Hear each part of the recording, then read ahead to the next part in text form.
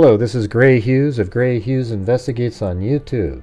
Today's video is a continuation of the logical, rational-minded videos that I've been making using the facts in the case to come up with what is most likely going on. Now, if you like that type of video, please hit the subscribe button, and also could you hit the like button for me? It seems like a lot of people forget to hit it, and I'm not sure what cues to put in the video to have you hit the like button, but I'm giving you one right now. All right. So this video today is similar to one I made months ago about the 7 minutes that the murders took place. I think the murders took place in a 9-minute period based on the surveillance footage that was released and the timing of the last loop. And I believe the murders took place between 4:09 and 4:18. So I've adjusted the time in between various elements of the crime, and it's just blank on the screen, and it'll be up to you to visualize what may have been going on.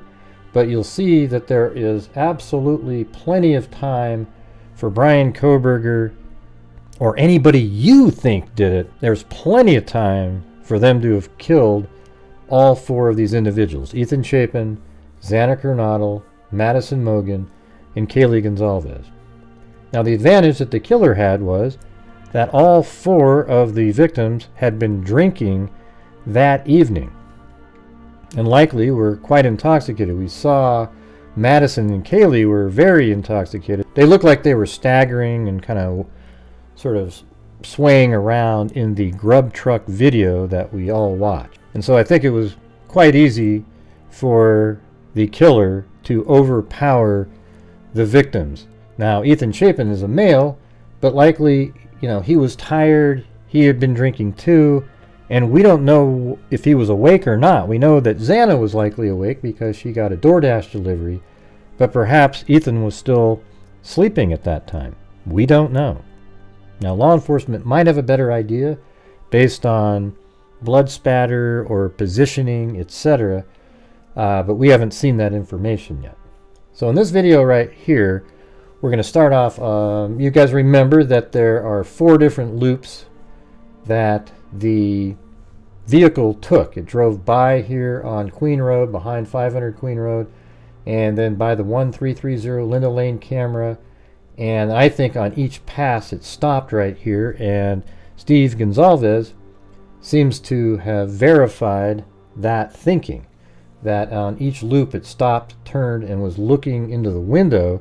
Kohberger was likely looking through the window while his white Elantra was parked here for a few minutes, and then he would do another pass again, looping around all the way, and then he did pass number 2. And remember, this is what it looks like driving back behind there. So you're just back on 500 Queen Road. Right here, this is 500 Queen Road. Just drove in front of the 1122 King Road address. And then you'll see the lights on the surveillance camera over here light up. And that is from the surveillance camera of that night. I went out there and took video back in September.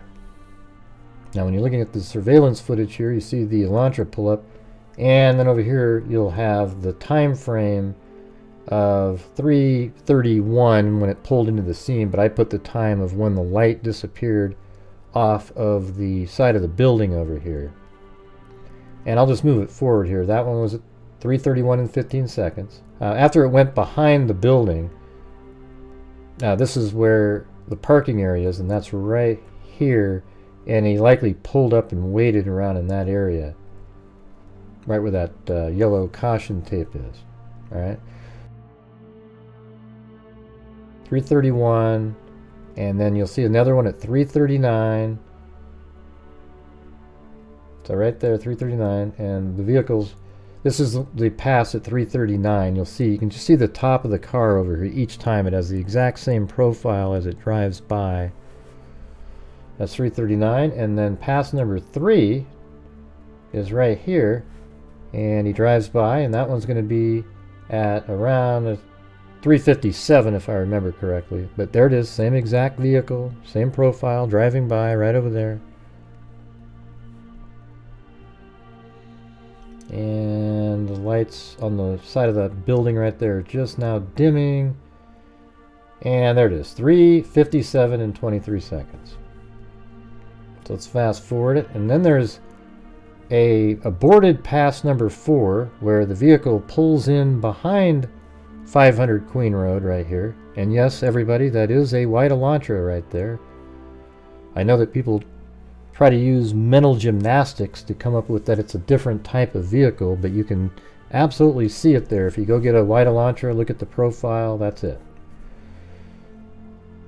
Okay, so it stops there for a little bit, and then eventually it backs up and pulls out and goes to the area in front of 1122 King Road and tries to turn around or park or something, but we don't get to see it. Maybe there is video out there that we're just not aware of, but we haven't seen it. And that was an aborted attempt, and now at 4:07 and 26 seconds it pulls back around. This time it's really going a lot faster, because I think what it just did was check.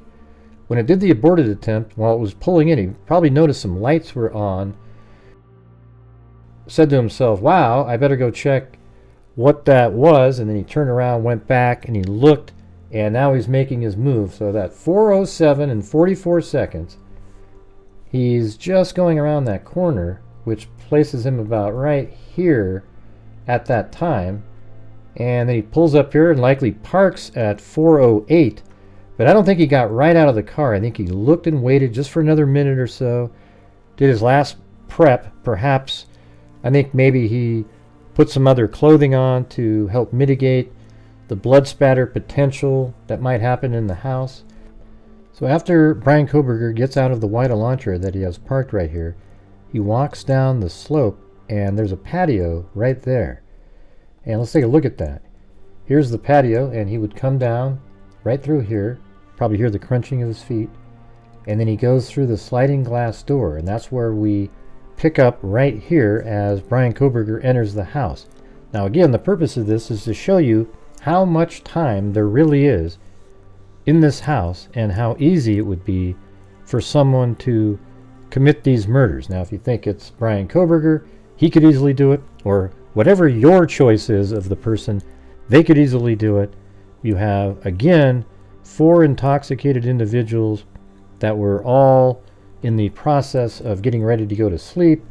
Xana, apparently, though, just did order a DoorDash, so maybe she was a little bit more awake than others, and why maybe she had more defensive wounds, perhaps, than some of the others. So here we go. We're entering the house. Bryan Kohberger is walking down through the kitchen. Just to the left is the living room. That door right there is Dylan Mortenson's bedroom. And then goes upstairs. Is this when what sounded like Madison playing with the dog happened when he came up here? Or Kaylee playing with their dog upstairs?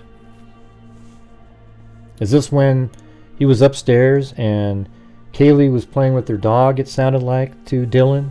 And Dylan said it was around 4 o'clock. You know, what does that mean? Isn't 4:09 around 4? Yeah, I mean, we don't absolutely know. We don't know exactly when the DoorDash driver got there. We don't know exactly when they all went to sleep. But right now, Kohberger is in Madison Mogen's bedroom right now. And look how much time this is. Okay, he stabs Madison really quick, and she's dead relatively quickly, but then Kaylee gets up and she's trying to fight, but he's attacking her at the same time. And we're just going to sit here and wait, and you can visualize in your own mind if you want to, but really just the exercise here is to see how much time there really is. Look at this. I mean, it is absolutely insane how much time there is. When people say, oh God, there's no way, that's just too fast, it's too fast. I think these murders could have taken place in 5 minutes. We don't know when Bryan Kohberger entered that house. We know that he parked at around 4:08. Did he wait a couple minutes outside, watch the house again, and then make his move when he saw that there was no movement upstairs? Is that when he made his move? And if it was 4:10 or 4:11, he could have gone upstairs and killed them, and then downstairs attacked, and then there's 3 more minutes where he attacked Xana and Ethan. Maybe Xana was in the kitchen dropping off her DoorDash bag, and while walking back, she's just about going into the living room, and Kohberger's coming down the stairs and sees her, and she looks back and sees him and then runs to the bedroom, and he goes over there, and Ethan's still kind of sleeping, and attacks Ethan in the bedroom, and then he attacks Xana and kills both of them. Something like that. One of the things that's always been interesting is the part about there was a voice saying, you know, it's okay, I'm here to help. You know, that sounds like Kohberger revisiting somebody a second time. You wouldn't say that the first time you're attacking somebody because you were attacked together. So right now there's been 3 minutes and 4 seconds of elapsed time. I think you can easily see how already Kaylee and Madison would have been killed. It's, you know, when people say, no, they couldn't. Really, I mean, did you see how short a time that is? The room's really small. They were both found right there on the bed. I believe the knife sheath was on the right of Madison there. And then down the stairs, and look at, there was like an Ethan just past Dylan Mortenson's room again. I've had an Ethan character, and then he's just like, hey, stop. You know, I'm just throwing out how it possibly could have happened. I don't really know exactly what Ethan was doing or anything. And so right now he's attacking Ethan, and maybe Xana comes out of her room right now, and he's attacking both of them.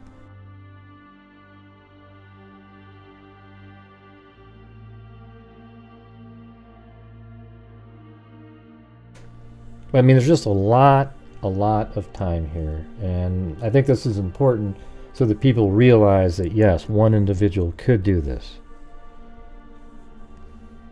And in between, there is resting time as you're heading down the stairs, and we don't know how many times he struck each of the victims, do we? People claim to know, but we don't know at all because it hasn't been in any documents. At least no documents any of us have seen. And right now the elapsed time in the house is only 4 minutes and 43 seconds.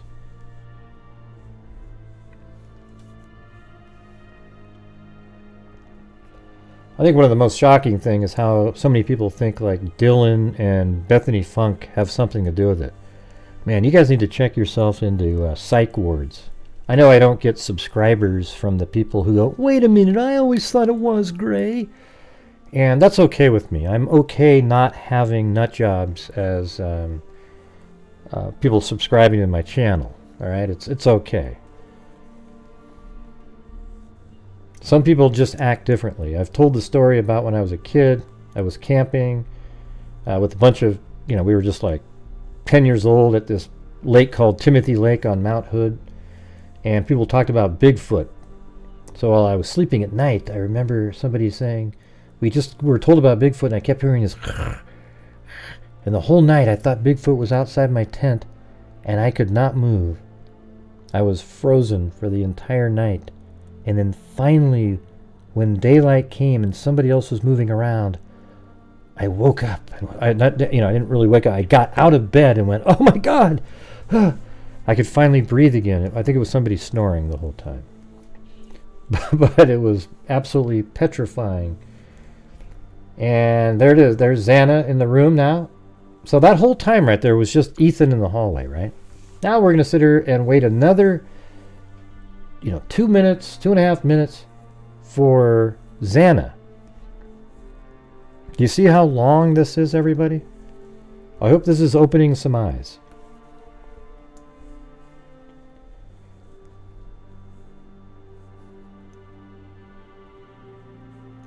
And then I'm going to play this one more time at the end, and I won't say anything, okay? I'll just play it again, and I'll leave it up to your imagination to visualize what's going on. And I hope when it's all said and done, you say to yourself, oh yeah, he easily could have done this in this amount of time. Because right now we're at 7 minutes of elapsed time. That was my first video, and I think that's totally reasonable amount of time. But this one's going to be 9 minutes of elapsed time.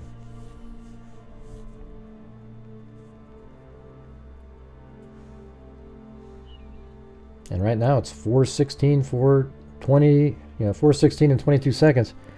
So in a minute, that's when there's a dog barking and a thud heard on the 1112 King Road camera, just adjacent to 1122 King Road where the murders took place.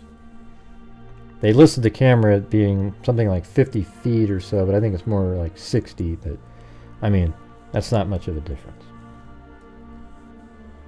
And that's going to be around 4:17 when that happens. But again, look how much time this is taking. I know I keep repeating that, but I mean, we've talked about all these other things, and it's like, oh yeah, right now we're still waiting. And these are frenzied attacks. There's no conversation going on here.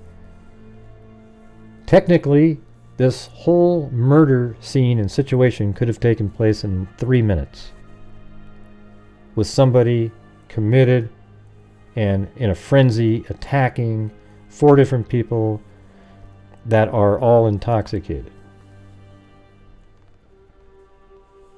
So this is right when the dog's barking, etc. So he's still in the house likely at that time. And now he's done with Xana and Ethan and then exits. And right now, let me pause it just for a second. Oh, there it was. See, there is Dylan Mortensen looking through the crack. Now, I have a flashlight attached to this character's head, and it definitely wouldn't have been bright in there. In fact, it was probably a little lighter in the living room. Had that good vibe sign there. And you wouldn't probably even be able to see Dylan, but for the sake of the video, I wanted you to see what that probably looked like. And then she witnessed him with the bushy eyebrows walking through the kitchen, and then he goes back out the sliding glass door. Okay, and so this is right here. He goes out the sliding glass door, gets into his vehicle, and then he takes off this direction, and then goes on Willanta Drive, and then goes to Conestoga Drive right here, and then to Palouse River Drive. And we don't know exactly how he went, but let's just say law enforcement in their map has him going down Highway 95. And then his phone pings down here by Blaine at 4:48. That means he's traveling south because his vehicle continues to go this direction, pinging. And then eventually the white Elantra is seen on camera at 5:25 right here, and then his phone pings again back here in Pullman, Washington. So right now we're just going to play the video uninterrupted.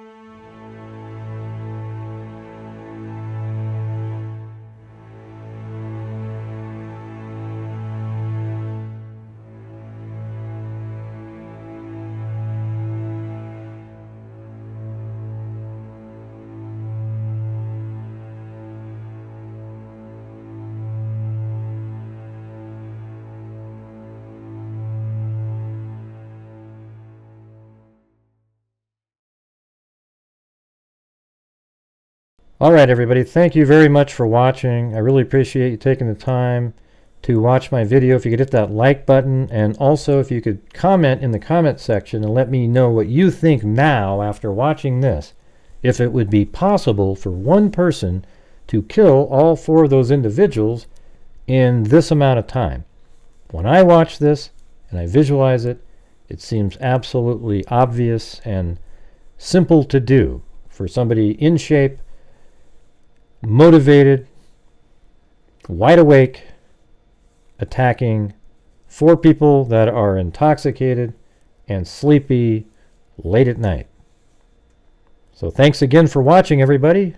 And, as I always say, until next time, be safe out there.